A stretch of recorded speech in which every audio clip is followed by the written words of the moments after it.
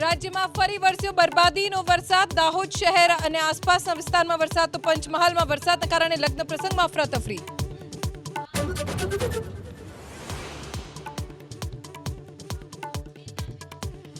આખરે 6 દિવસ બાદ નિલેશ કુંભાણી અચાનક થયા પ્રગટ. વિડીયો સંદેશ આપી કોંગ્રેસના નેતાઓ પર કર્યા પ્રહાર. કહ્યું જે વિરોધ કરે છે પહેલા ભાજપ સાથે બેઠા હતા. જે અત્યારે વિરોધ કરે છે એ પહેલા ભાજપ સાથે બેસી ગયા હતા અને એક પણ અમારી સભાઓમાં કે અમારી સાથે ડોર ટુ ડોર એમાં એક પણ અહીંના આગેવાનો આવ્યા નહોતા.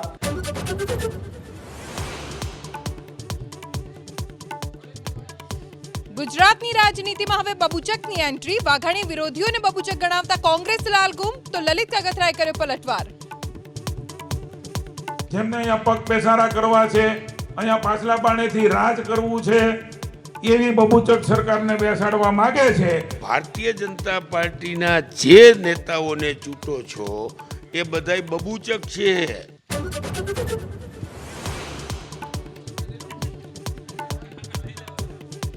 અમિત શાહનું મિશન ગુજરાત. કાલે જામકંડોરણા, રાજપીપળા અને ગોધરામાં જાહેર સભા તો સાંજે વડોદરામાં પ્રચંડ રોડ શો.